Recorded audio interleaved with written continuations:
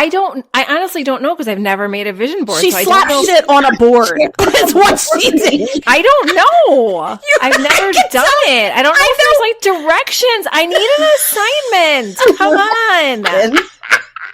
That was the most Amy question I've ever heard in my life. Do you have directions for your vision board? Fucking no, Amy. Thank you for understanding. Megan. I'm like, I'm not sure what you think. Like, did I? I mean, I guess, look, I followed a theme, though. I did have, like, one page that were just destinations. Annyeonghaseyo. Welcome to Afternoona Delight, where Leah, Megan, and Amy, romance novelists, and your K-romance guides. So grab some dekboki and listen to your new favorite unease. Hey, everybody. Hello. Hi there. I feel like I pitched that down. I should have been like, hey, everybody. It was a little bit lower than normal. Felt a little somber. You should be happy. Yeah. I should be happy. I have news. So Megan's back in Banter Band for this week. After MILF Manor. She tried to get out of Banter. She tried to get out of Banter jail. And I think we've moved her from like the holding cell and she's like now been like sentenced. Like I'm like death row of Banter jail. No, not yet. Don't say that. Not yet. Not yet. We've No. got a ways to go for that. But okay. You're awaiting trial, basically. You're in jail awaiting trial. No, I convict her. She's guilty. But I'm like willing to sentence her to like, 6 months pending good behavior. Okay. Neil he feels very misunderstood. He thinks you guys are being very harsh. He thinks his banter ideas are excellent. You know what? I invite Neil next time he has a good banter idea to come on and banter it himself. Right? I will challenge him to that as well. Yep.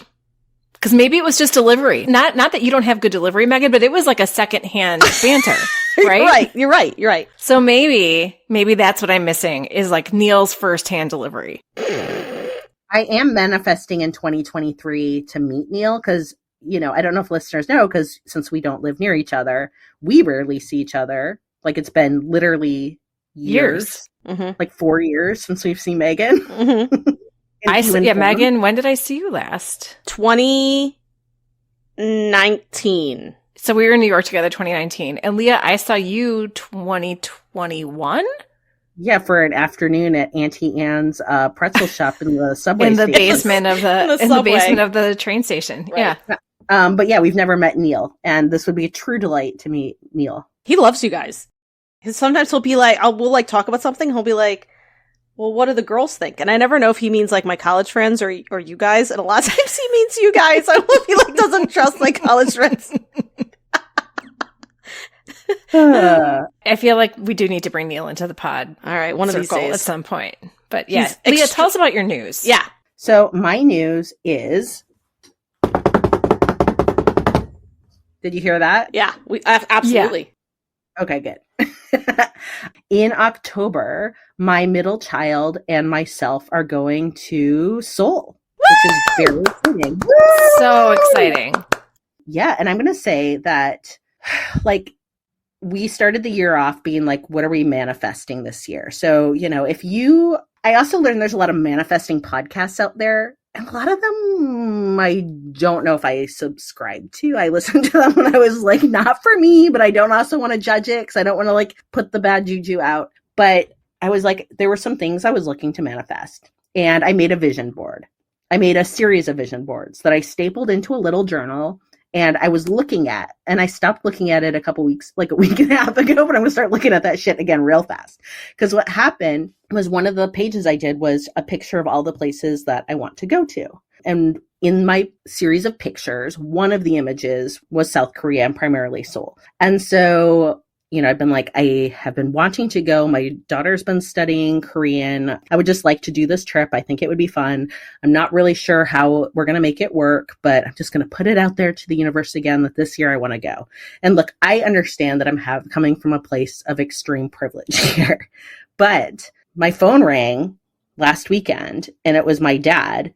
He's retired. He and my mom like to do like trips, bargain tour trips around. And he's like, I'm seeing a real good deal for South Korea.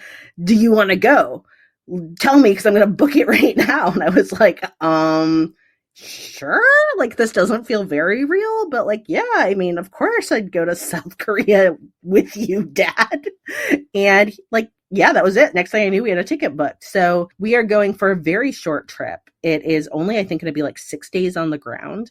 But I don't care. I was like, I would fly. If somebody else was paying, I'm flying for an afternoon. I was going to say, I would fly for a day. Honestly, I would. I mean, what do I have?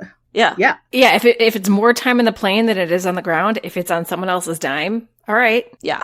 Yeah, I 100%. 24 hours of eating in Seoul. Like one of our listeners shared that with me. And I'm like, that sounds like a fun 24 hours. I could just man. on the plane. So that will be one of my days, I believe, will be myself eating for 24 hours. So yeah, I'll know more as it evolves. I don't know what my plans are going to be. My parents are going to be doing kind of more of like, I think some standard tours, which is totally fine. I don't know if anyone really wants to like, I don't know. Yeah. And I haven't really decided like what I'm going to do yet. Like, do I want to do like see a lot of K-drama places? Do I want to go to a bunch of like art museums? Do I just want to sit like a happy pig and eat food? I mean, I don't have that much time. So I've just kind of decided like, what do I want this experience to be? And I can just keep saving so that we can go again all together because we do have that plan still too. You have to go to the abandoned amusement park at the very least. You have to go. Our listener, Sarah, went to South Korea recently and she went to the abandoned amusement park from The Sound of Magic. And I feel like maybe she took that one for the team. I don't know if I mean, I don't know. But Leah, Cafe Minamdong was also there. Another one of your faves. Look, I'm going to say, I think I'm okay. Not on this trip. I'll save that for you. And I'll bring like, you know, a little pet, like a little stuffed parrot to bury in memorial. I want to go and sit on one of those horses on the merry-go-round so bad. Like I 100%, and I would take like 1 million Instagram shots of me doing that. I feel like my YouTube recommendations are like, I don't always are videos of Korean street food, like the making of Korean street food. And it all looks so fucking good. I'm so jealous. Because I mean, like street food sounds amazing. Honestly, I want to just eat my ass at the convenience stores because I want to be like, yeah, I'm just used to our like janky 7-Eleven. And I'm like, yeah. I want to see like, you know, I mean, I know you have your Wawas and yeah, I was like, I was going to say she hasn't been to Wawa. Can they compare? I know Wawa now. I'm a changed woman. So you, right. Wawa was high class in your opinion. It's, I mean, way better than a 7-Eleven. Okay. Yeah. Yeah. So I don't know. It's still a convenience store. Like it's, yeah. So yeah, I'm just curious. So anyway, I will be working on that. And in October, yeah, that could be fun. Maybe I'll podcast from there with you all. And that would be very fun. Oh, yes. I would be so jealous. So yeah, That's if anyone so has awesome. any must-sees, because I'm going to basically, I mean, I can really go without sleep if I have to. And so, you know, like I'm ready to barge it. So people can send in recommendations and I will really just fill my calendar and go hard. I do want to say too, another thing that like the three of us are manifesting is to do a trip where the three of us get together in person. We hope to do that like next year and be able to podcast in person for the first time. Oh, that would be so fun. I'm honestly So like fun. daydreaming about it. Like it would be so much fun to be able to like sit with you guys and chat like you know what I mean? I know we see each other here, but it's still different. It's different. It is. I mean, we used to, long ago, before the pandemic, we used to see each other once or twice a year. Yeah. Which was, I mean, those were the conferences, like the writing conferences. I looked forward to them specifically just to see you guys. And it's been so long. Like that was the last thing that I saw you at, Megan, was a writers conference. And we just need to create our own conferences. Well, now. and they don't even have, I mean, it's interesting too, just, in the writer and publishing world, just the conferences have overall been less. They just don't, some of the big conferences that we always went to, there was one called, RT Book Lovers Convention. They just don't have it anymore. Yeah. And so it's a shame that we just don't, we're not able to see each other in person, but that is one thing that we're also trying to do. So Korea and podcasting in person. Those are. And Leah, I need to know, and we could talk about this off the pod too, but I am curious about your vision board. Like, did you follow any sort of format or did you just start slapping shit on paper and then put it in your journal? Like, did I make a spreadsheet to organize my vision board before? No. Didn't. Amy, I would like you to reflect on the question and I want you to give me what you think I did. I honestly don't know because I've never made a vision board. Shit on a board. Is what she did. I don't know. I've never done it. I don't know if there's like directions. I need an assignment. Come on. That was the most Amy question I've ever heard in my life. Do you have directions for your vision board? Fucking no, Amy. Thank you for understanding. Megan. I'm like, I'm not sure what you think. Like, did I? I mean, I guess look, I followed a theme though. I did have like one page that were just destinations that I want to go to. Okay. So, for example, I mean, I can share. There's nothing real private here. Well, no, and my question isn't just like how do you lay it out. Like, I'm not like, do you make a collage? Like, it's not that. It's more like the whole like process because I've never done it. The whole process of it. Because you said you stapled it into your notebook, but like you open it and you look at it every day. Like, yeah. So I made it up. Is what I did. And at my work, I went on Canva and I just put pictures in of like, I made a page that were like, look, you know, kind of thought about like life stuff and career stuff. Yeah. And then like travel stuff and then like well-being stuff. Kind of like I thought thematically. And then I just slapped shit in and then I printed it. And then I was like, I don't know what to do with like 5 sheets of paper. And then I was like, I'm just going to staple it in this book and fold it in half. And then that worked real good. And so I just open it up and I look at it and I, you know, light a candle and I rub it on my bosoms and I like douse myself in sage. And you have to do all those things, Amy, for it to work. And then howl at the moon. Rub it on your boobs. Right. Do I have to do it while I'm menstruating? Because I don't. Like... Under the full moon. No menstruation, no uterus is required. Good, because I don't have one. Anyway. Oh, man. Well, y'all know a lot about me now. I'm type A and have no uterus. Thank you. I'm Amy. Well, I mean, you had one at one time. I did. I don't anymore. And it grew 2 children. I don't miss it. But even if you have never owned a uterus, you can still manifest. Absolutely. Right. No, we could substitute. I'm sorry. Masturbating, but so I've been like telling Neil about. I can do that still. I've been like, you don't need a uterus to do that. I thought we were gonna have boring banter today. Oh my god! Then that we said we're like Leah, talk about soul, and we'll just see where it goes. We're well, like because I've been. Like, I was talking to Neil about this. I was talking about manifesting, like, and how, like, the 3 of us have been talking about it and how I've been doing it. And I've been getting into tarot and, like, affirmation cards and crystals. And, like, it's just, like, we go through phases in our lives. And so, like, of course, Neil is like, okay, he's not into that at all. But then he's on this whole thing where he's running and he's doing all this research about, like, breathing techniques. He started this thing where he tapes his mouth at night. And I know about that. Yeah, because it's supposed to like help with his like breathing, but it's also like so that, you mean like while he sleeps or before? Yeah, so that he only breathes through. Yeah, his nose. But it's also really funny to like look over and he's got this like special like mouth tape. There's like me with my tarot and crystals, him with his mouth tape. We are like the sexiest ever, let me tell you. But it's just funny because it's like we all do. It like makes me happy though that we can still coexist even though we're like completely different. And, like, because you know what you have in common? MILF manner. Excellent banter. Okay, it all comes back. One last thing, skipping over MILF matter and just returning back to masturbation before we go. Sure. So my kids are doing sexual health at school right now. And I was like, okay. And I was like, but just FYI, like I can learn you better in these matters than you're going to get at school. And they were both like, I'd rather you didn't. And I was like, well, like, too bad, because this is like my favorite thing to talk about, children. And I get them when I'm in the car driving. So I've got a minivan and they end up in the car with me and they're a captive audience. And so I was like, well, I'm like, oh, you don't want me to talk about sex with you? And it's like, you know, they're 12 and 14, the oldest. They're like, please don't. And I was like, okay, if you don't want me to talk about it, then you have to answer these questions to show me that you know enough that I don't need to worry about you. And they were like, no, please. And I was like, okay, question 1, what is the safest sex you can have? I will not deign to answer their poor choice answers, But I will say they were incorrect. And I was like, the sex you have with yourself, my friends. Masturbation is the safest sex you can have.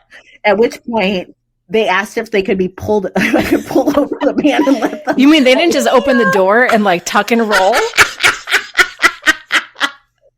And I was like, so there are resources out there about healthy masturbation that you can find. I can get you a book if you want. And my son was like,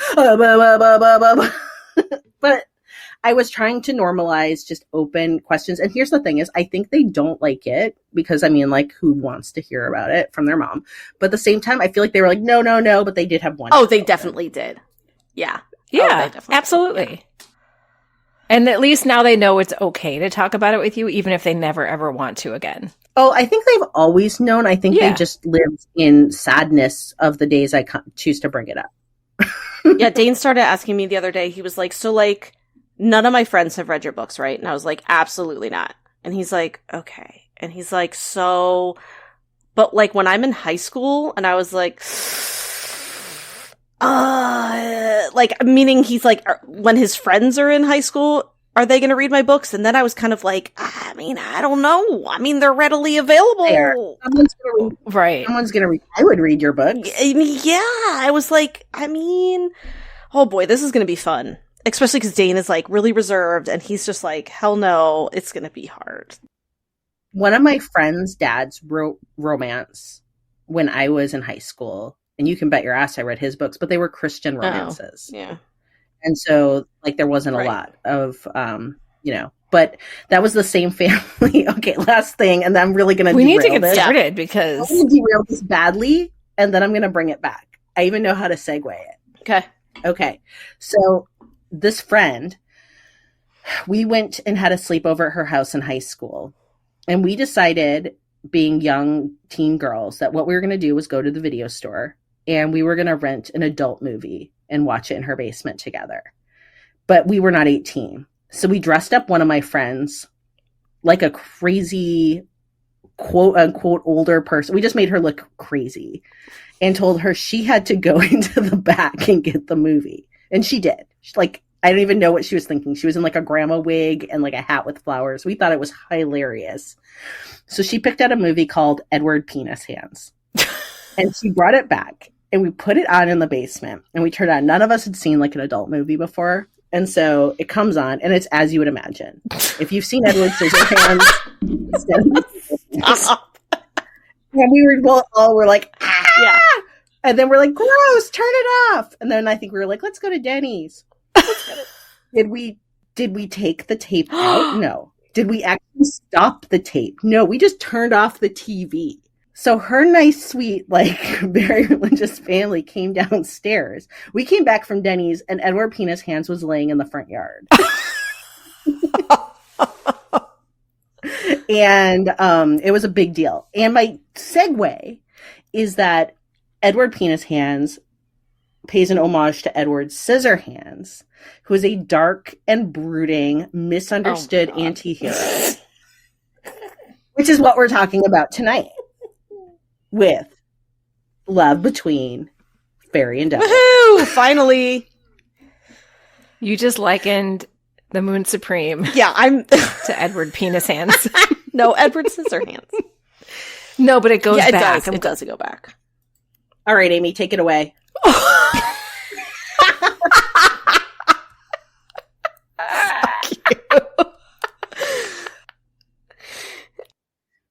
The fearsome Lord Devil, Dongfang Qinsong, played by Amazing Eyebrows, Dylan Wong, once ushered in a time of utter chaos in the realm of gods, defeating entire clans and mercilessly vanquishing foes at the head of his fearsome moon tribe. One of the young women from the defeated army is reborn as an orchid fairy, Xiaolan Hua, played by Esther Yu. Thousands of years later, Lord Devil's primordial spirit has since been imprisoned in the magical Haoshan Tower and has remained there for many millennia. But when, due to a mishap, our little orchid sets Moon Supreme free, aha, ho, ho, ho, he thinks to himself, twirling an invisible mustache, now I'll be able to escape and smack down all the bitches in the god realms. All I need to do is sacrifice this hapless fairy, and I will be free to unleash chaos again and conquer the known world. There is a twist, however. In the process of setting him free, some magic appears to have taken place in the two swap bodies. Suddenly, the fearsome Lord Devil is trapped inside the body of a puny female fae. And Xiao Lanhua finds herself in possession of superhuman strength. If anyone learns what has happened, he assures her, they will both be done for. But as they search for a way to undo the spell, love begins to weave its own magic. So, Love Between Fairy and Devil is a 2022 Chinese xianxia and is adapted from the book of the same name, one that has not been translated into English. According to Wikipedia, xianxia is directly translated to the term immortal heroes and is a genre of Chinese fantasy heavily inspired by Taoism and influenced by Chinese mythology, Chan Buddhism, Chinese martial arts, traditional Chinese medicine, Chinese folk religion, Chinese alchemy, and other traditional Chinese elements.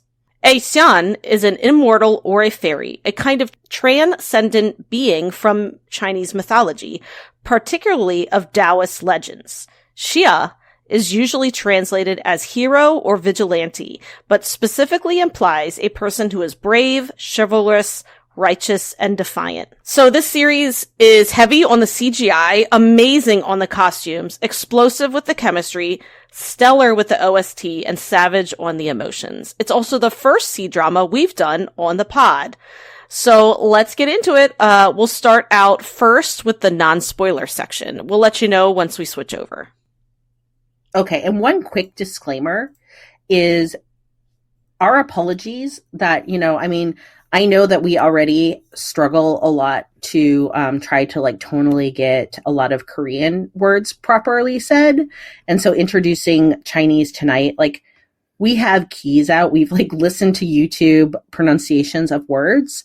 We are trying really hard. And I know it's not an excuse if we don't get it right, but we want folks listening to know that we understand that we might sound as if we're making mistakes, and you can feel free to reach out and let us know. But we do have keys out and we've been practicing today, and that's no excuse for I'm not trying to be apologetic. I'm just trying to say that it's not like we don't care. Yeah, we do. It's just, we do care, and we're not very good at I was in the car today, practicing when we were driving, and I was like, oh my god, I sound terrible. I'm trying, I am. I feel like my tongue is just it doesn't want to do it. But one other caveat is that, so we have not spoken at all about C-dramas in the past, is in a couple of days, I'm going to be recording a pod with another podcast that is called the Tea and Soju podcast. And they really focus a lot on C-dramas. And so I'll be on there with Sarah from K-Drama This, and kind of learning a little bit more about what the genre offers. We're going to be sharing it out with our listeners. And I can ask some more questions on, kind of get some hot tips, or at least have them, actively judge me for my mispronunciation. So, but yeah, this is probably not going to be our last C-drama that we've watched, because we really enjoyed it. Spoiler. And we will continue to work on getting words, at least to where we're not hopefully making somebody want to poke their eardrums out. But we're trying. That's my disclaimer done. Yeah, we're definitely trying. We're saying things over and over again. You won't hear the amount of times we try to say the names, but we are. Okay. So I saw a post on Reddit that I thought was kind of funny, and it was the 5 stages of watching Love Between Fairy and Devil are: 1, not a terrible beginning; 2, very tropey, kinda silly; 3, everyone's pretty and the CGI doesn't suck like most dramas; 4, I thought Dylan Wong was a terrible actor; 5, this is the most important thing in my life. So that made me laugh. Do you agree or disagree with it? I don't know if I'm on board with all 5. I loved it from the beginning. And by beginning, I mean the animated intro with the song Love of Changlong, the theme song by Faye. This is one of those intros like Goblin and Pachinko that I don't skip. I love it every time. And yeah, it was tropey, but I love tropes. Tropes work. And then, since this was my first Dylan Wong experience, I went in with no expectations other than knowing that you both loved Meteor Garden, and so I was not disappointed. Dylan Wong, his eyebrows, and voice actor Wang Baoshan slayed the role of Moon Supreme. I also want to say that I loved the animated intro so much. So I kind of had like almost forgotten just because I was so swept away by the show itself, but I'm glad you brought that up because it was really beautiful and I liked it a lot. So I kind of agree with like some of these stages, but I kind of made my own. So let me just say what my stages were. Number 1 was, I'm not sure this is for me. And Leah liked this because it feels sort of silly. And then like the humor was a little silly. You know what I mean? I wasn't prepared for that. So number 2, well, it's freaking gorgeous. And Dylan Wong looks great with white and black hair. Number 3, okay, now I'm starting to get the hype. Number 4, I would die for Dongfang. And then number 5, all capital letters, how will I ever recover from the amazingness of this drama?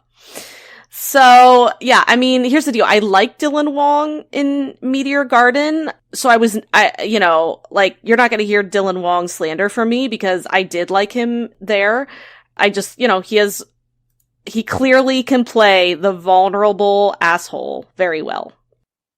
So I didn't just like Dylan Wong in Meteor Garden. I loved Dylan Wong in Meteor Garden. And I know there is much chitter chatter on the internet about all the iterations of Boys Over Flowers. And I have yet to see the Thai version, which I know is meant to be very good. However, I love the Meteor Garden version. Caveat aside, my stages went like this. 1, this is pretty, but I'm confused. 2, I'm still confused, but Dylan Wong is really cute, and I hate myself because he is not of an approved age floor. He is not. 3, my heart really hurts and I am having physical fluttering. 4, water is leaking out of my face. Someone needs to hold me. 5, I am unable to function in life now. Pretty much. That is where, I finished this a little past midnight last night. I was dozing. I was starting to doze at the end of episode 35. And I was like, no fucking way. You make it. You are not waiting till the morning to watch episode 36. And I rallied. You're not a quitter, Amy. You're not a quitter. I'm not a quitter. I'm not a quitter. And I worked from home today and I did my job. But poorly. I did what I had to get done today. And otherwise I could not function. I kept messaging you guys in Slack and I'm I can't wait to talk about this because I just need to unburden myself of all of these feelings because I can't life right now. I can't life. So on a scale of 1 to 10, I think, we've kind of answered this, but what was your drama hangover after this? How dare you? You can't measure my hangover. Immeasurable. Yeah, I'm still in it. So I finished it maybe 2 weeks ago and I'm struggling, guys. I tried to read a couple romance books that normally I would have been I know myself. And normally I would have been all over it. They were totally my jam. Could not get into it. Could not, I skimmed a lot of it. And it definitely is not the book's fault. It's absolutely me. I tried to watch a Thai BL and I love Thai BLs. So I just I can't. I just can't. I feel I almost can't be in a romance right now or something.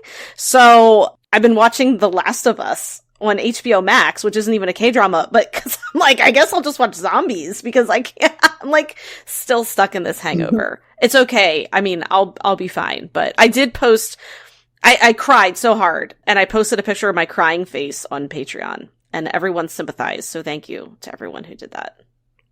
That's so funny because I took a picture of mine and I was I can't post this. This is obscene. The way I look I got punched in the face. My eyes were so swollen.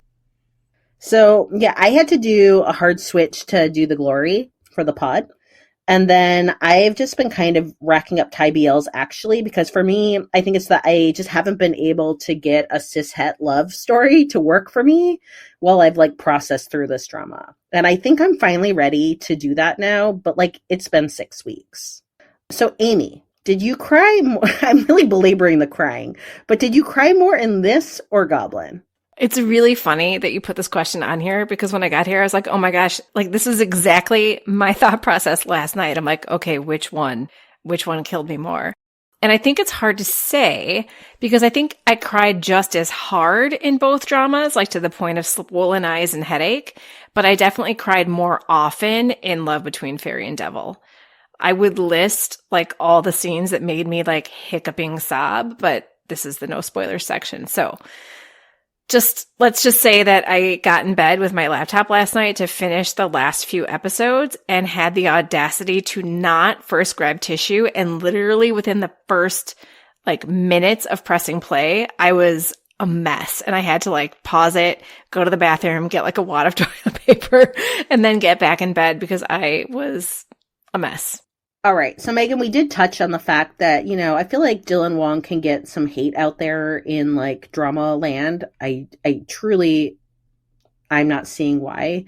But given your experiences with that drama, what were your expectations of him in this role, and how did he disappoint or exceed those expectations? So first of all, I don't like know anything about, like, I didn't know he got hate. I didn't know any of this. I think he's great. Like, I've always thought he was great. And I mean, he carried Meteor Garden with a very polarizing character. And I thought he did a fantastic job. Easily if there was like a man in that role who didn't hook me, the whole drama would have fallen flat. So I think he carried it. But I guess I would still say like my expectations were like, I think he'll be good. And I don't know why. I guess, like, I looked it up. So he's 24 now. Okay. Meteor Garden came out in 2018.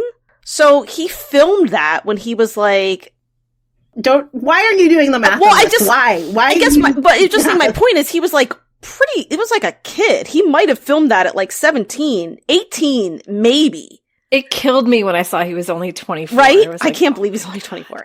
But I guess, like, my point is, like, my expectations were still based on this, like, 18-year-old kid. And then he's, like, 24. He was a man. He was a man in this. Yeah, and he also played, like, a high school student in Meteor Garden. So I guess I didn't expect him to hit me with, like, how, like, a man can hit my feels. Do you know what I'm saying? And so, because of that, he completely exceeded my expectations. Like, I was blown away, honestly. I just, no one else could be Dong Fong. Like, that's just all there is to it. Absolutely no one else. And this isn't really a spoiler because we actually already said it in the intro. Like, there's body swap scenes where obviously he has to, like, be Orchid. Like, and she is obviously a completely different character than him. She's, like, very sweet, and she has this, she's kind of the girl who will, like, kick her feet, and she's, like, loves flowers. So he had to like play her funny. And like so quickly too at the beginning of the drama. And I was like, oh my God, he's great at this. He's so great. Like, I loved him. That's all there is to it. Again, you will hear no Dylan Wong slander from me. And his whole face changes. I mean, like, I would know if you just showed me a picture, I'd be like, oh, he's Orchid right now. Because his whole face kind of does that, like. Yes. Well, I was just going to say, I don't know if you saw that I posted the couple of videos that I posted in Slack, and one is an interview with the two actors, with him and Orchid, and they were talking about the body swapping, and she was like, because he's like, you can do it with just the face. She's like, do me when I'm mad. Do me when, and like, he would just make the face, and it was hilarious because it was like his whole body posture would change. I remember there was like a scene, again, not a spoiler, but he was like, he was like sitting on the bed on his like, on his stomach, and I think his like feet were kicked up behind him. He's supposed to be this like scary Moon Supreme, but he was playing Moon Supreme. Oh, so good. Yeah, there's times where he's like playing with his hair. That's so good. I mean, he put his whole back in the role. He did.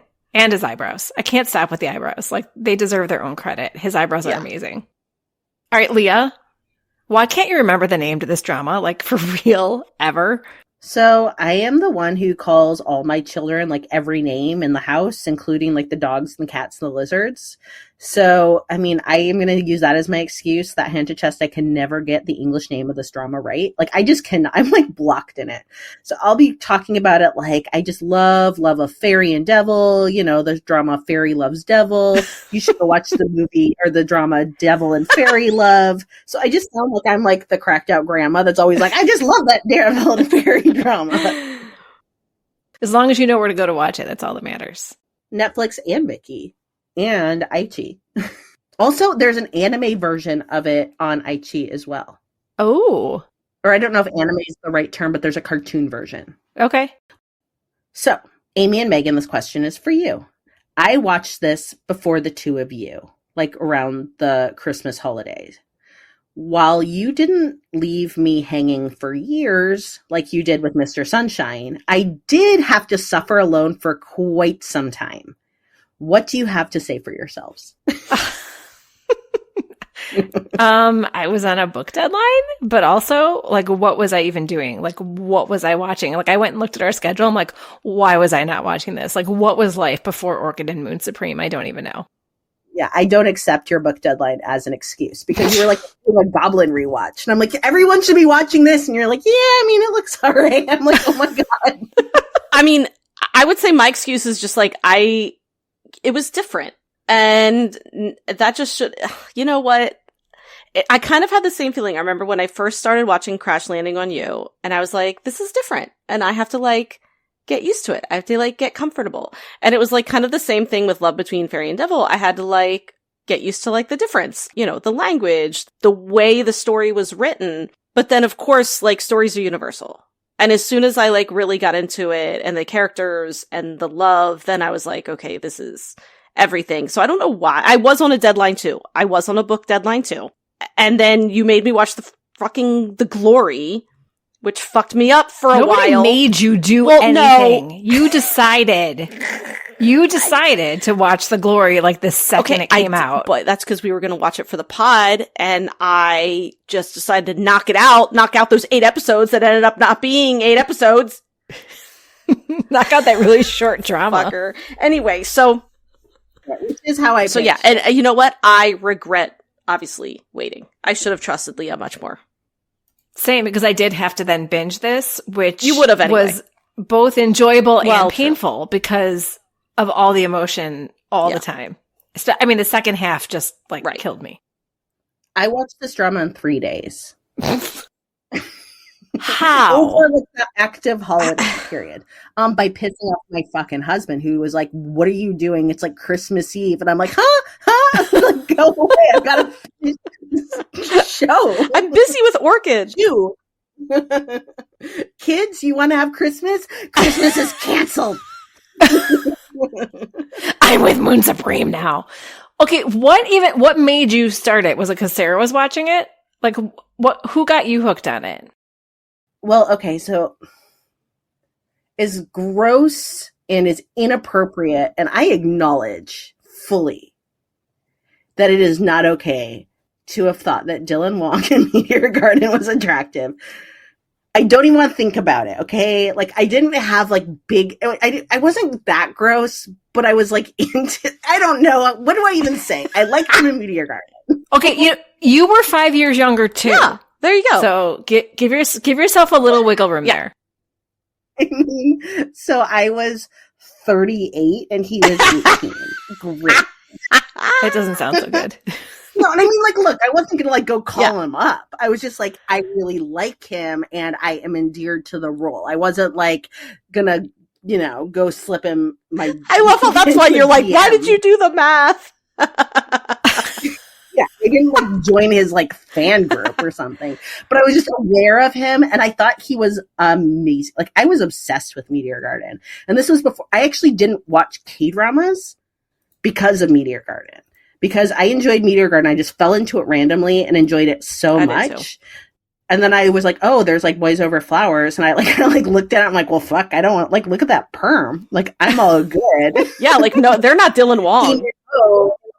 Is not for me. And then I was like, I could do other K-dramas, but I was like, why? I just got so much happiness. I'm gonna just bounce out of Asian dramas for a while, which isn't okay, but I was just so hungover from my Dylan Wong experience. So when I saw him come back with this and have the hair, I was like, I'm fucking straight up in.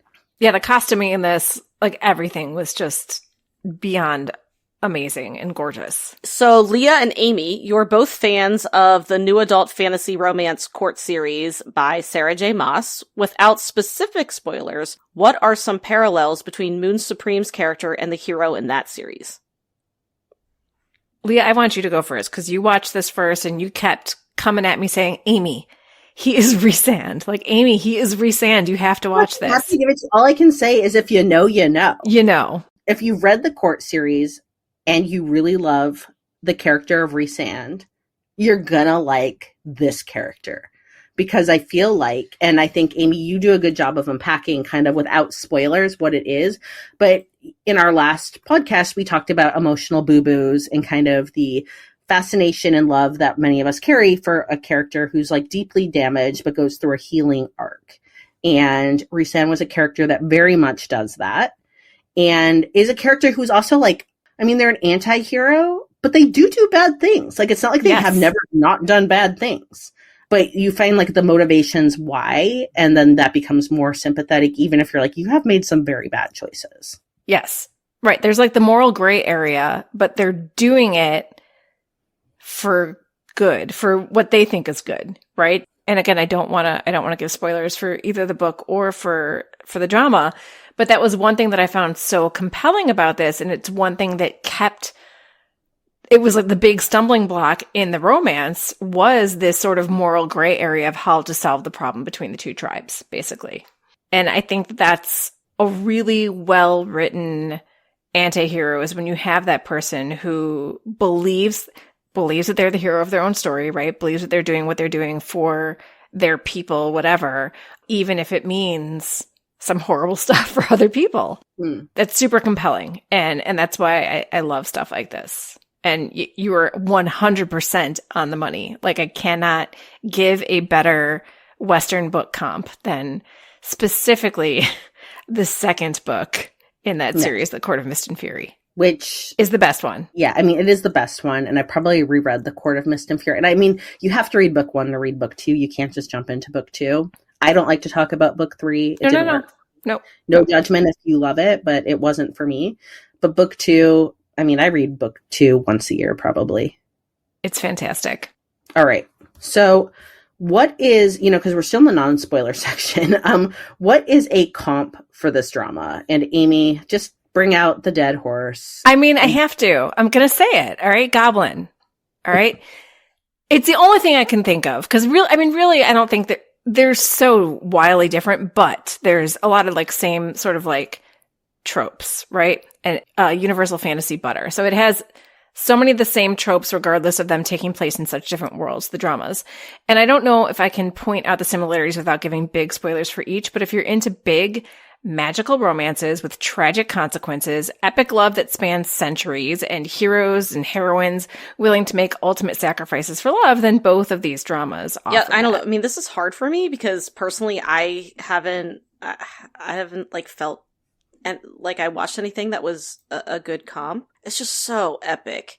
And I really think that's because I need to get into the Chinese fantasy realm. Like, clearly I love it, And this just shows me that, I need to get into more C-dramas, particularly fantasy. So, look, I guess I might go for, like, Tale of the Nine-Tailed, just simply because we're dealing with, like, a rich and layered paranormal world. Also, I thought a very nice kind of similarity in an enemies to friends type of bromance. So it's not a neat comp, but it vaguely works. And then, honestly, another one that I'm going to throw out that really doesn't have a lot in common, but it's that grumpy sunshine vibe, which is Touch Your Heart. So just something where, like, we've got a good grumpy hero. Like, if you really like that grumpy sunshine, that will work really well. So before we get to our spoiler section, let's give credit to someone mentioned earlier, someone we never get to see in this drama, but who has a starring role, and that is voice actor Wang Baoshan. So before coming to this drama, I had heard that Dylan Wong's voice was dubbed, and that this is a common practice in C-dramas. And I didn't understand why. And then I found an article on my drama list that explains, and the poster Ellie, who is a fluent Chinese speaker, had this to say, which is a really kind of simple explanation that makes a lot of sense. So China is a very big country. Thus, they have a lot of districts, provinces, and states. For each region, they tend to have their own dialects and slangs. There are even some actors that are not fluent in Chinese. Even if you have not watched a Chinese drama before, you should know a thing or two about how hard it is to understand a local's Chinese. Sometimes, even for someone like me, a fluent Chinese speaker, it takes a while to process what they're saying.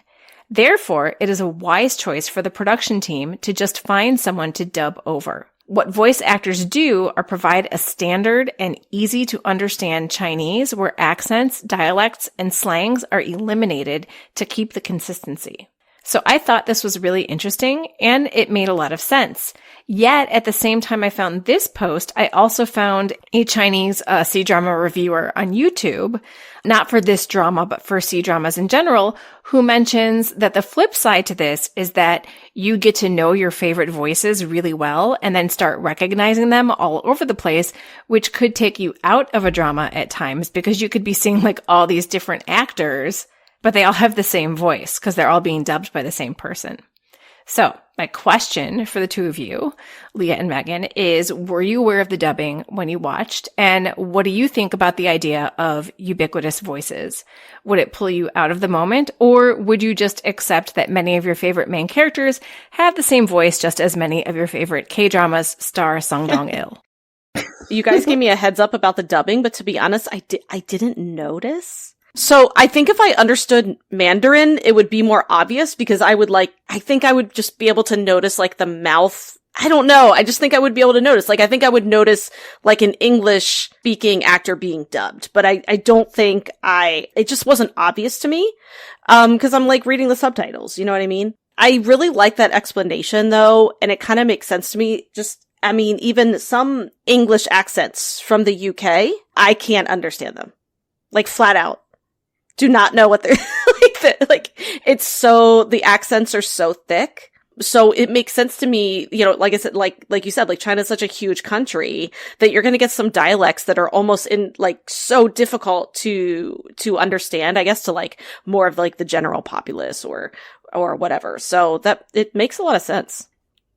It kind of made me think of the idea, and it's not dubbing that we do here in the US, but if you think of, you know, anybody who works in broadcast news, that no matter where you're from, like one of the things that people do when they get into broadcast news, especially if it's going to be national or international, is they adopt that sort of generic Midwestern accent to be able to do that. And that's why you'll see, like, you know, if you're seeing somebody on, you know, something like CNN or whatever, you know, they're going to have most likely an indistinguishable accent or dialect. They're going to sound probably like me. And they also like this bland Midwestern accent. And they also follow kind of like the sentences are in the same format, like how they like everything is just the same.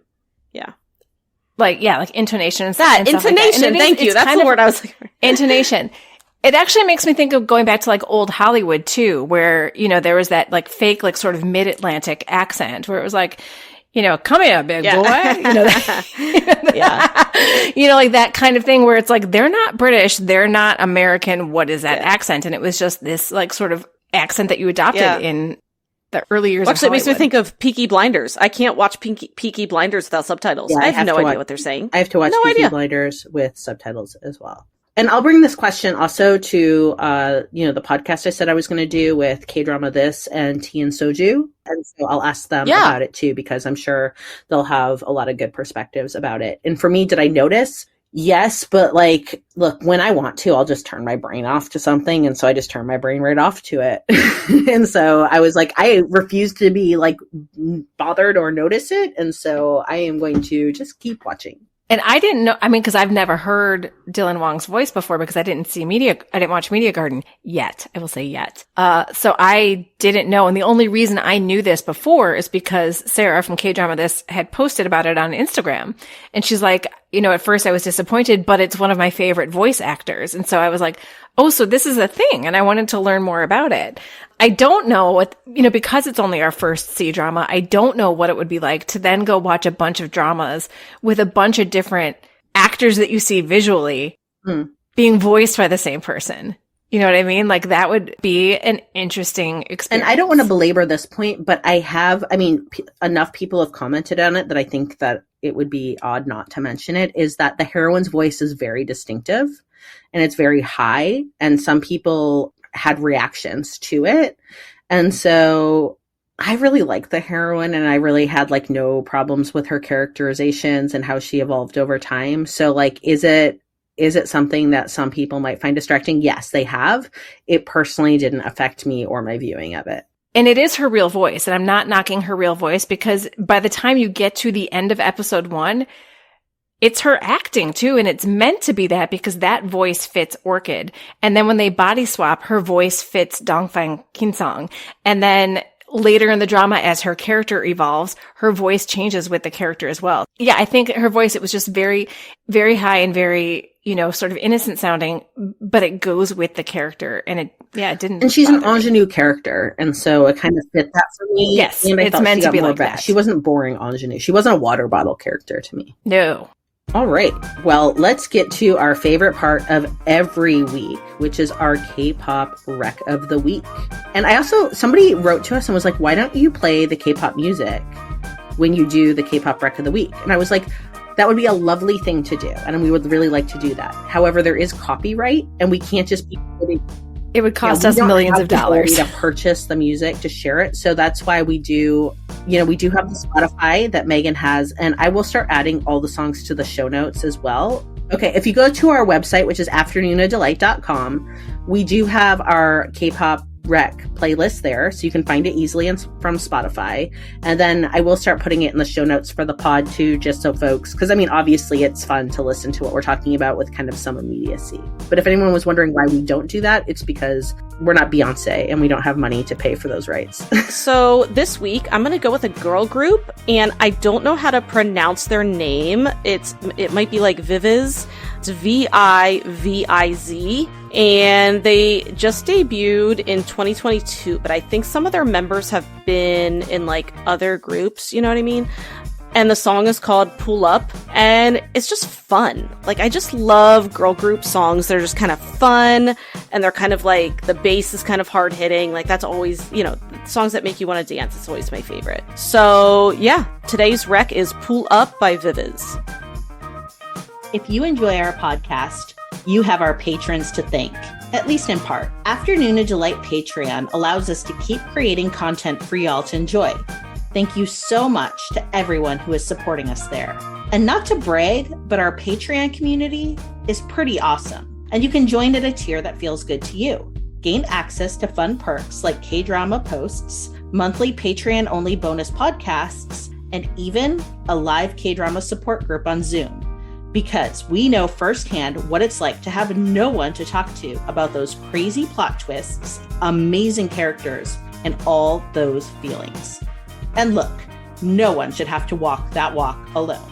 So learn more by visiting afternoonadelight.com. That's www.afternoonadelight.com. And hey, while you're on the website, you can check out Afternoona Delight podcast merch, find links to book recommendations, bop along to our K-pop recs, glow up your skin with K-merch recs, find all of our social media, and a link to our email so you can send us recommendations or feedback. And hey, while you're at it, why don't you pop over to Spotify or Apple Podcasts and leave us a 5-star review? It really helps with our discoverability. 감사합니다. So what kinds of things do you both like to do when you drive? Pay attention to the road? Is this a trick question? All right, how about when you fold laundry? Why am I folding laundry in this scenario? Read, friends. I was trying to get you to say read. You could just ask us if we like to read when we drive, or... Wait, how are you reading when you're driving? With Audible. Our sponsor, who is the leading creator and provider of premium audio storytelling, enriching the lives of millions of listeners every day. I listen to audiobooks on my commute to work, in the car. Oh yeah, I totally do that. I love my Audible subscription. Then why'd you leave me hanging with the whole driving thing? Forget it. It's not important. What is important is that now our listeners can get a 30-day free trial of Audible Premium Plus from Afternoona Delight.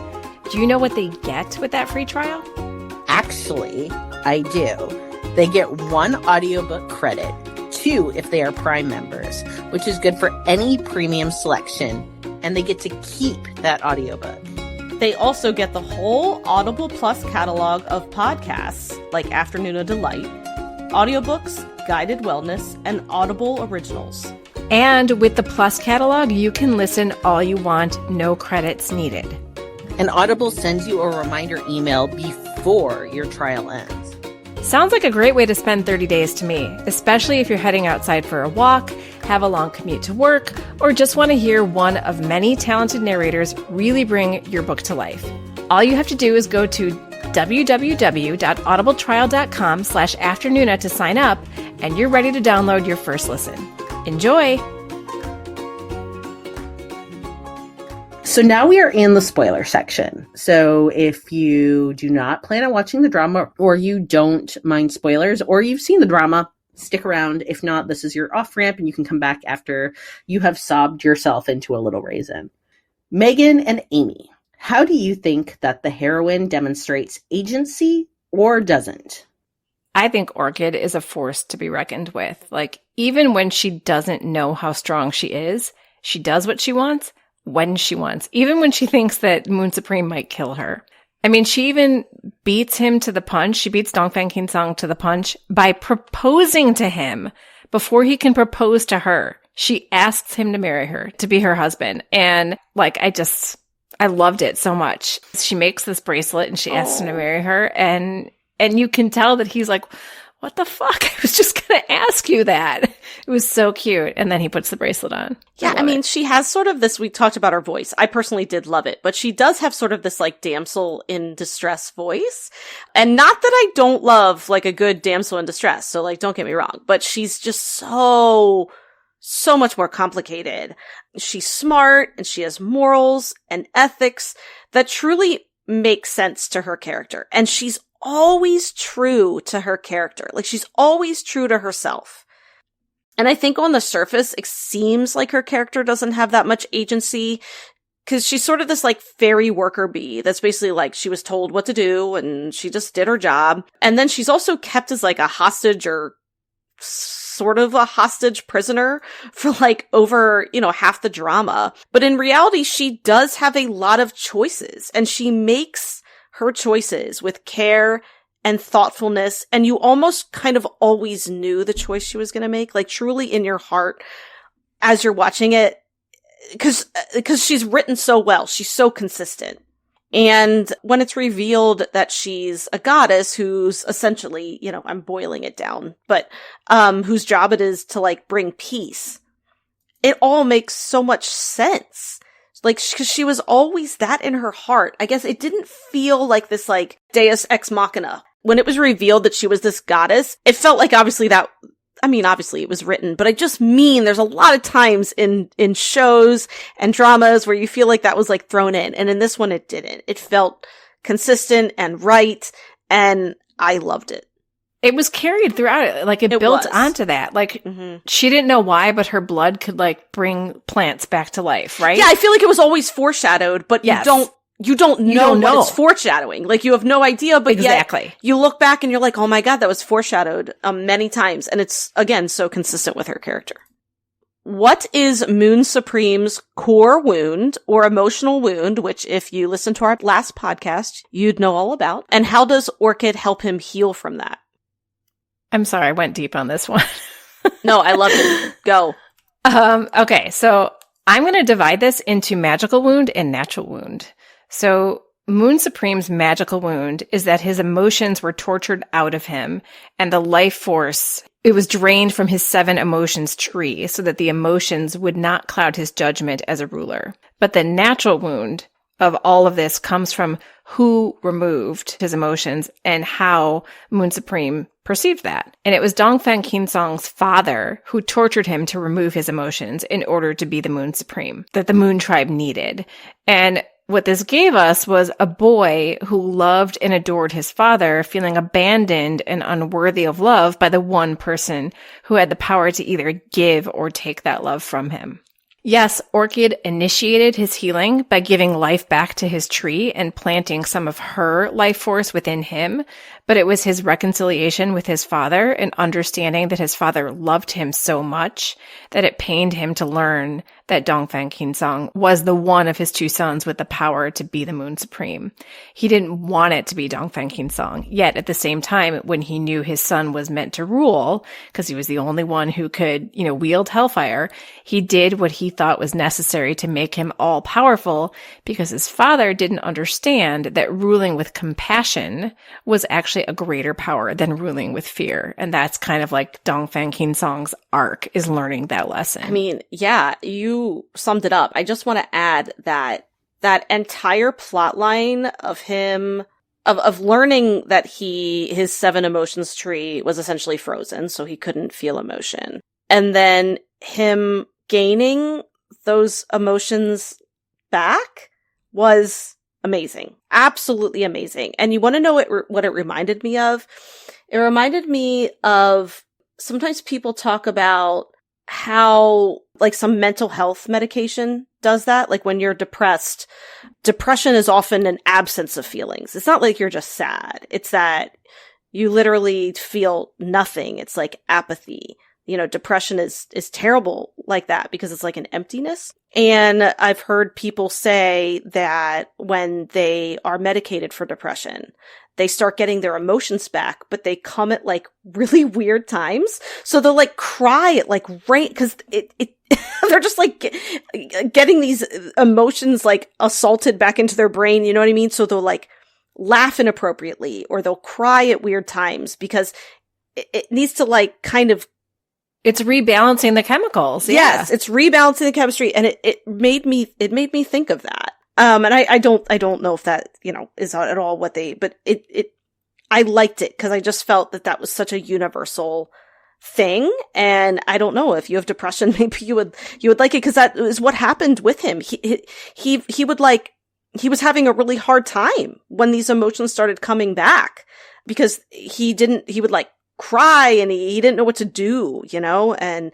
I just, oh my God. I was also just super inspired. I was like, oh my God, I want to write a hero who like learns how to like have emotion again like this. It was just fantastic. All of a sudden, like talking about him like this has made me think, I would say, without giving spoilers, another good comp for a hero with not even similar issues, but kind of sort of, I don't know, I feel like it parallels, would be Flower of Evil. I was just going to say, actually, as I was saying that, I was like, ooh, Flower of Evil would work. Mm-hmm. The whole time you're talking about that, I'm like, that makes me think of Flower of Evil. And I won't say anything else, but just if you like this character, Dongfang Qinsong, I think that you'll like Flower of Evil. That's all I'll say. Yeah, that's very true. Okay, so picking one side character, which is capitalized, underlined, and italicized. And in another color. Yeah, and another color. All, and then, like, by the time, like, one of you goes, there'll be, like, nothing left for anyone else. By the time, like, Amy's motor mouthed them all out. What? When I had you guys pick your top 5 dramas, and you're like, well, I've got 8, but, like, here's my top 10. All right, so picking one side character, discuss their role in the plot, and were you happy with their B story? I picked one. Okay, so I picked Shenfeng, Dongfang Qinsong's brother. He was a complicated dude, and he lost his way due to hatred and vengeance, thinking that his brother murdered his father, and not knowing that his father basically sacrificed himself in order to fully destroy Dongfang Qinsong's 7 emotions. He was loyal to his people, but often let his loyalty get in the way of morality. So another sort of like morally gray character here. But still, he loved his brother, like once they reconciled. He learned from his mistakes. And I didn't even look up how old he is. I'm afraid to say what I'm going to say next, but like, it was freaking hot when he took charge to join in the battle at the end. He's not, I know he's below the floor, but he was freaking hot to try and free his brother from, the grasp of the evil god, trying to take over his physical body. The only thing that makes me unhappy with his B story is that he didn't have more of a story, because he was definitely a compelling character, and I would have watched more with him. Yeah, he was good.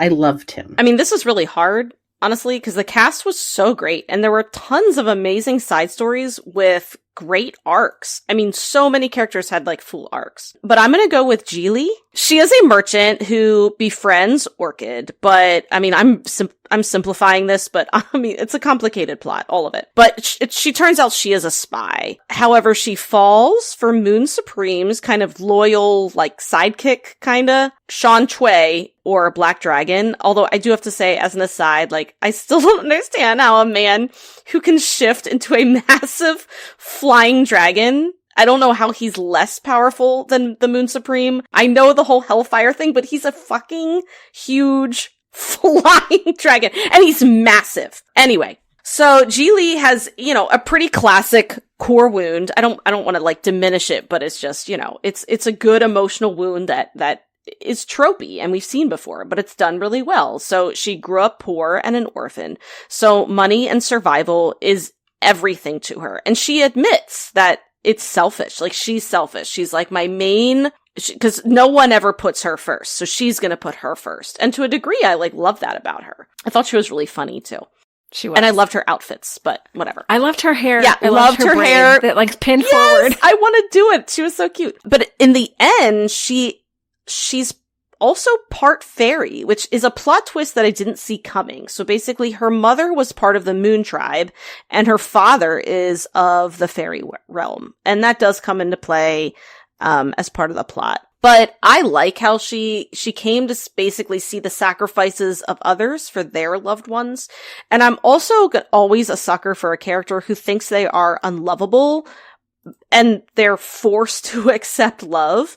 Like, Orchid loved Geely. No matter what she did. She was always accepting of her friend. And you could see like Geely like starting to crack.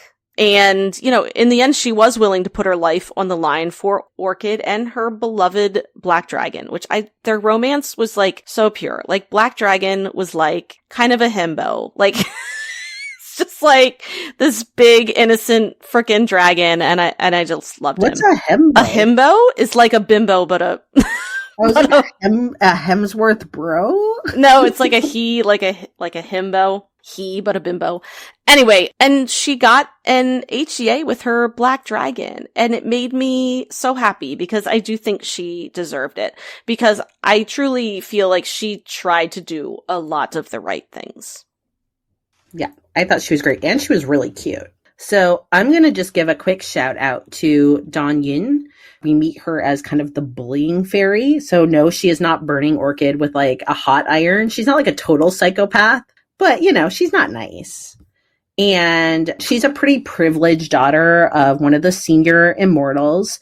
And she hates that her crush, Chong Hing, is crushing on Orchid. And as a result, she just does not act her best.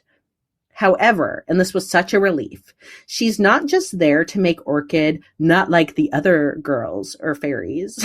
And over the course of the story, like at times she's quite supportive. And look, in the end, I think something great about her arc is she ends up not needing a man.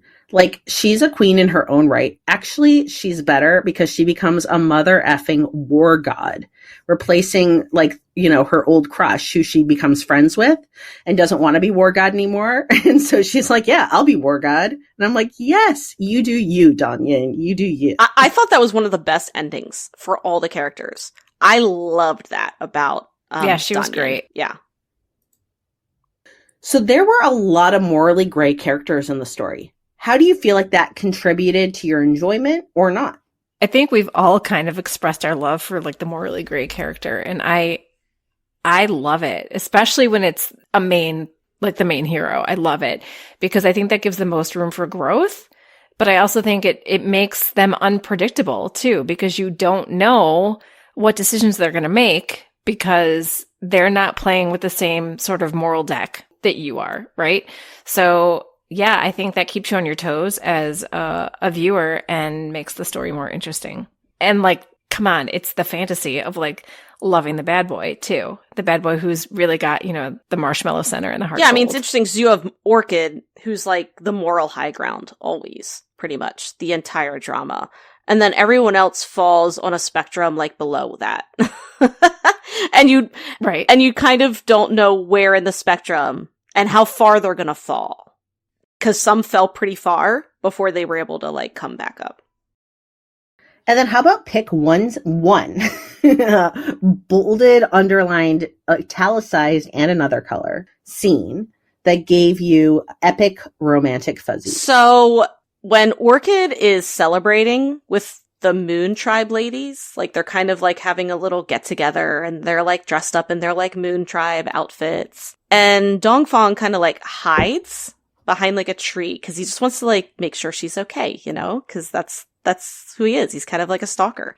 And, you know, we all know he has this ring because they're like connected by souls and he can feel all her emotions, but he has this jade ring that essentially protects him from her emotions. But he's hiding and he takes off the ring. And I love because it's kind of like slow where he's like thinking about it. He's like twisting and then he takes off the ring because I think he wants to feel her. I think two things. He wants to like make sure she's happy. And then I think he wants to feel that happiness because that's really the only way he can feel happy at that point is through her, which I don't think we fully know that yet. I don't think we really know about his like frozen emotions at this point. And then he makes the blossoms. He just does this like little twirl of his hand and he makes all the blossoms from the trees rain down on the women. And of course they're all like, yay, and like dancing among the flower petals.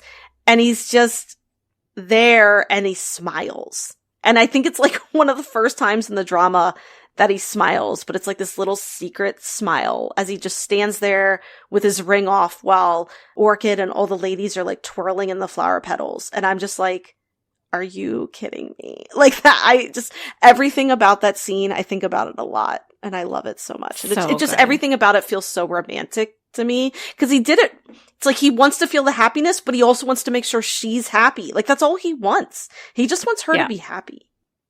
Can I just like give a shout out to like the cinematography in this and that like the like snowy blossoms, which happen so often in this drama, is gorgeous. Mm-hmm. It's like imagine if it was cherry blossom season all the time, and that's this drama. Right. They're just like floating through the air whenever it's like a happy time, and I love it so much. So look, I'm just going to go. There were so many that I just decided to go with when was the first time, as they say in K-drama, that my heart fluttered. And so my very first flutter, the very first inkling I had that this drama might become a real problem for me. And that is when Dongfang Kingsong collects dew for her at the beginning. Because, you know, she needs that morning dew to thrive. And he's just out there chilling and it takes so long. He's standing there holding the thing. And that's just when I was like, oh, this is going to be a real problem, isn't it? Because he's like so grumpy, yet he's going to like do the things. And I love a grumpy hero, but also a good man. Oh, he's so grumpy when he collects that dew. Oh, it's great. I love it. Yeah. I know. But he kind of likes doing it. He kind of deep down likes doing it. He just can't admit it to himself yet.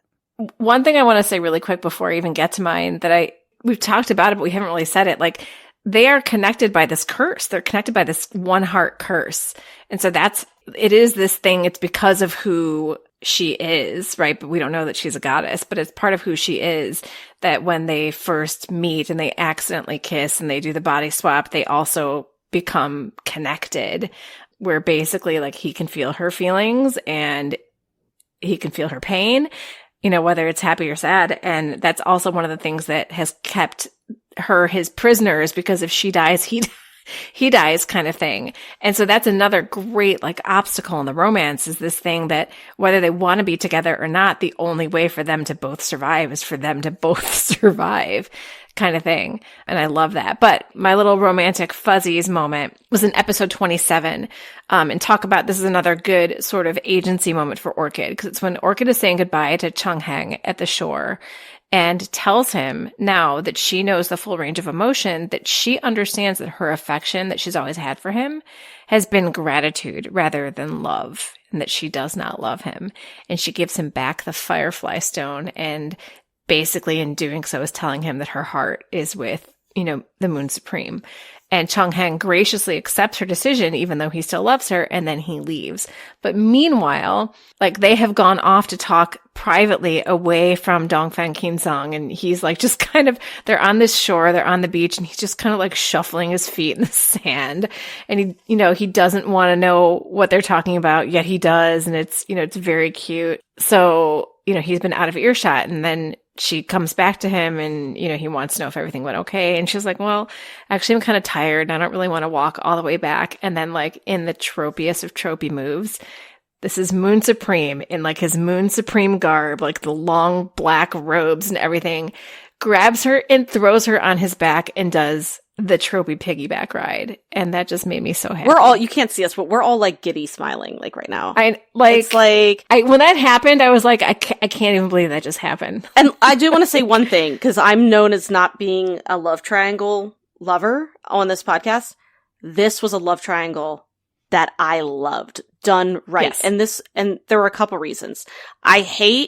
So actually, now I see why. Remember how Leah was like, or maybe it was you, one of you, or maybe it was both of you said like, you want the love triangle to actually like, be good. You don't want it to be like so obvious. And like, cause Chonghang is a good choice. He's a good dude and you like him. And he also has a wonderful storyline on his own. And it's very good about like his brother and things like that. And what I thought was going to happen was he was going to die. And I hate that because I hate when a choice is like forced on the heroine. Mm-hmm. And I also love that her choice wasn't based on anything that like Chonghang did. Like he didn't end up having to like betray her. And then she was like, you betrayed me, so I'm not choosing you. Her choice was solely based on her feelings. And it was her choice. She got to make it in a time of kind of like peace. She got to think about it. Like the drama gave that room to her. And I loved it. Yep. Really well done. So what is one scene that made you cry yourself into a human raisin? Okay, so this is the one where I got in bed last night and I started watching and I was right at this scene and I was like, who the fuck am I kidding? Like, I can't handle this. So this is when Dongfang Qinsong accepts that his 500-year marriage to Orchid is only a dream, that he knows that she's dead, and that the dream world that he has been, imprisoned himself in, it starts crumbling around them as she cries and insists that she's real. I'm gonna lose my shit right now. I'm gonna lose it. I'm like, seriously, cries and insists that I'm gonna start crying. Insists that she's real and begs him not to leave. Like that scene, I sat down to watch when I first got in bed and dared to tempt the gods of C-drama by doing so without a box of tissues. And I lasted like 90 seconds and had to run to the bathroom and, like I said earlier, and get toilet paper. Like, you knew he had to come out of the dream, right? You knew he had to realize that. You knew it was not the end of the drama. You knew if he was going to die, it wasn't going to be that way. But, like, him accepting it and this sort of conjuring of her, in his dream world, begging him to stay and touch me, I'm real. And, oh, my God.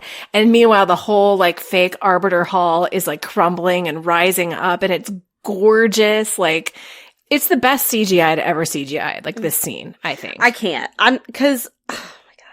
So I did cry several times. So I there were different scenes, but this one particularly, I don't mean to be repetitive, but it's this one. It's what you talked about. When that Arbiter Hall is crumbling around them and she's begging and crying and he knows she's not real and he knows the only way he can possibly bring her back to life is to like get out of this dream.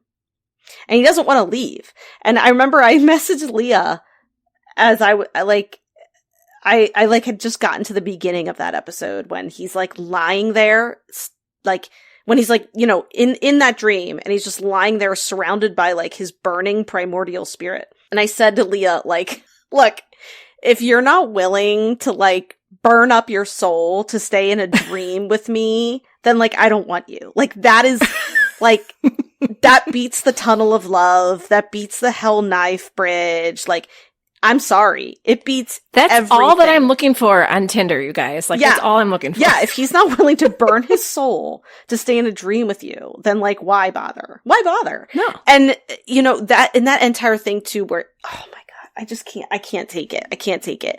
I was crying so hard in bed. I mean, I was writhing. Oh, yeah. I was in bed. I was in physical pain. I had to get up. I was going to wake my husband. I had to get up and I went downstairs. I couldn't turn lights on because like, I almost didn't want to. Like, I just wanted to stay in my dark, like weeping habitat. And I sat on the couch in the dark and I had a pile of tissues. Yeah, I was a mess, an absolute mess. But I mean, it was incredible. I don't know how else to say it. Like that scene is so good It's tragically beautiful. And the thing is, I kept crying after that. Like, I cried for the next 3 episodes. So, because I'm not going to diminish like all the heartache at the towards the end and like with the romance, but the thing that got me by like the throat really was when he met his dad's spirit and had to reconcile with the past. And especially when we get the context that like Orchid discovers that his father had like fixed the broken zither that he had made and had saved his little favorite wooden ball like they were special treasures. And really the dad had basically decided the only way that my kingdom can exist is if my son becomes this like unfeeling monster. And my job basically is, while I'm sad about it, like my duty means that I have to make my son an unfeeling monster. And make him kill me. And make him kill me. To destroy his final emotion. So, because he has to commit patricide. Because he had loved his father. He'd been like the beloved son. And once they realized, like, oh, you're it, like, you've got the hellfire in you, it was like, shit, man, like, we gotta, like, turn you into a weapon of war. And yeah, in the end, the dad even sacrificed his own life for his son to turn into this, like, kill his emotions, become completely feared, have his brother hate him, and become the baddiest of bad guys. And then he goes down into the, like, what was it, the river of forgetting or something, and then finds something. It's basically like where souls are. Oblivion. Yeah, wasn't it? Oh yeah, the Oblivion. Yeah, and then he meets his dad's like primordial spirit, and they have this bittersweet reunion where, you know, that kind of stuff just always kills me, like the parents and children. Absolutely. But like his dad just wanted him to kick the ball, and he didn't kick the ball, and then his dad's spirit disappeared. And I cried so hard. That was the.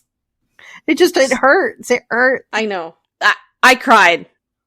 Because Orchid's like, kick the ball. Kick the fucking ball. Yeah, she's kick like, the what ball. are you He's doing? almost gone. Kick the ball. Oh, and the fact that like she was like, we need to do this.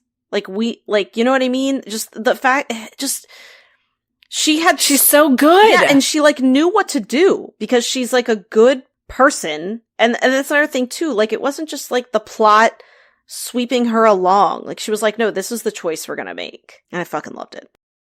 So good. Do you have any quibbles or something to unburden yourself with? Look, I know all the storylines are important. However, we were here for Moon Supreme and Orchid. We were here for the Black Dragon and Jaylee, okay? We were here for Zhang Feng, and he didn't get a romance, but that's okay. We were here for Dan Yin and her growth and not needing no man. But we did not need so much Rong Hao. Okay? Like, there was a lot of time spent on him and his goddess master. And that was, I mean, this was an unhealthy relationship. You think? Okay? This was a toxic relationship.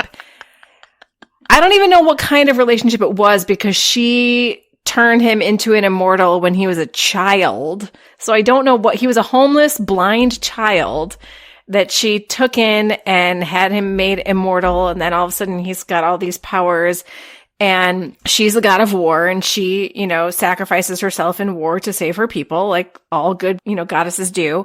But he can't live without her. So he has kept her alive for 30,000 years, feeding her with evil spirits. He finally has the last of her primordial spirit and is able to bring her back to life. She just wants to feast on evil. Like, fine, great, good story. Like, she's supposed to be a vehicle for, like, the big baddie, you know, evil god to finally take over all the 3 realms. But, like, we didn't need so much time spent on them. I missed Orchid and Dongfeng Kinsong when they were away, and I found myself watching the Wrong House scenes at a higher speed. Yeah, I mean, there's a lot of him. I'm gonna agree with you there. And, like, that was one storyline that I would say, yeah, it drove me a little crazy, and I wanted to shake him. Because I was like, you bozo. Like, your master wouldn't want this. And you're supposed to, like, know her so well. And she's like, again, she's like a good person. She sacrifices for all these people. But yet you're, like, killing people to keep her, like, she would be so pissed at you dumbass. Right. And feeding her with evil chi. Yeah.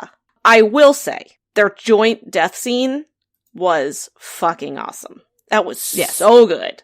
That was so good. Yeah, I loved it. Okay, I have a couple little quibbles, and I do agree that those like parts went a little long. So one is the torture device thing that they had to go to in like the sarcophagus. Yeah, the sarcophagus. It reminded me of the Chokey from Matilda. Sorry, my dog is nearby. Do you remember the Chokey? Do you know what I'm talking about? Have you ever read No, my daughter did the musical of Matilda, and I don't remember this.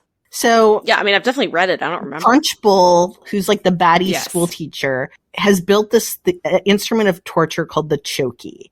It's got like, it's full of like nails. It's so you can't move. It's like basically an Iron Maiden. And that's essentially what they built, was they built the Chokey from Roald Dahl's book. And the second thing I want to say is at the end, I was not expecting Orchid to become Baby Groot. Because she was so baby Groot. Oh my God. And he's walking around with it. That was hilarious. Yeah. And so if you've seen Guardians of the Galaxy and Groot dies to save everyone, her story at the end, she is Groot. She is Groot. And then they bring her back and she's Baby Groot. Yeah. Oh my God, I'm never going to be able to unsee that now. And I can't believe that didn't hit me last night when I was watching. Thank you for coming to my TED Talk on that. So thoughts on the ending? Too little or just right? I want to say too little because, of course, I want more of Orchid and Moon Supreme until the end of time. But there's no more story to tell after he returns. Like, I think it would have just been fluff, where I don't think this story warrants a fluff ending. I think if a story is told well, it leaves you wanting more, even when no more is needed. And that's how I feel with this. Yeah, I mean, look, by the time he like appeared in front of her, I was so fucking tired. Like, I had just been through the ringer. I'd been crying for like an hour and a half. I was exhausted. Like, did I want more? Sure. But in that moment, I was really wrung out. Like, he was there. She was there, they got their HEA, and, like, I was happy with that. I truly was. I was like, great. Like, cause I was like, do not put me through, like, one more thing. Like, I can't handle it. Like, I'm not complaining. I'm just like, I needed a break. And I knew they had their HEA, and that's all that mattered to me. Because in a way, during the dream sequence, yes, we saw their HEA. That's going to be their 500. We know what it's going to look like. Absolutely. We know what it's going to look like. So I know, and I'm fine with it. Yeah, I didn't need another scene, but I would have liked just a little bit more of the moment in returning, because look, I feel like the whole drama was just an exercise in emotional edging, and they took me to the brink. Yes. And I was exactly. Like, just give me like, I mean, just like basically milk that part out for me just a bit. Like, I want my prostate milk just a bit.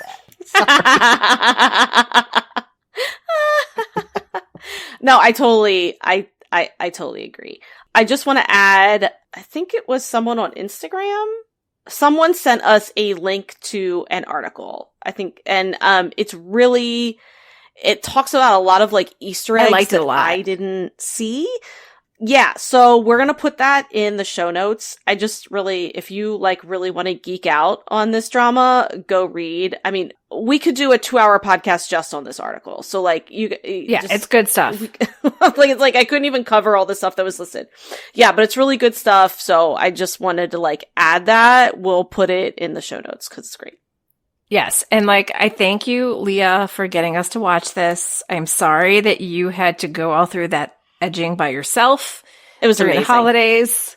It was rough, but it was worth it. Yeah, I'm glad. Thank you so much, because this truly was one of a kind, and it was an extremely special drama, and I loved it so much. And I'll just say, if you made it to the end here and you haven't seen it, you must give it a few episodes. Yeah, I will say it did take me like 4 to 5 episodes before I was really hooked. So just give yourself time to kind of, marinate in the story, marinate in the story, marinate in the characters. Give yourself and time. Don't think that you won't cry, because you will. Like, don't be like, don't be like me. Don't make my mistakes. Don't get in bed with your laptop and no tissue.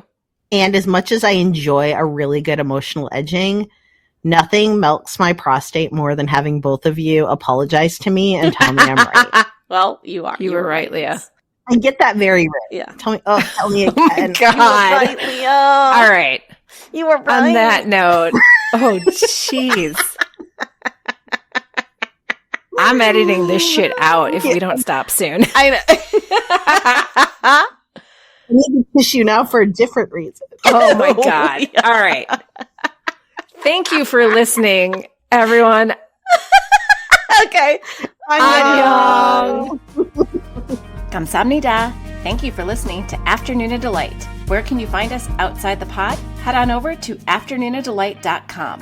That's AFTERNOONADELIGHT.com. You'll find links to all our social media, our book recs, K-pop and K-skincare recs, and if you want even more Afternoona Delight, because really who doesn't, you can join our Patreon, where you can choose the patron level that's right for you.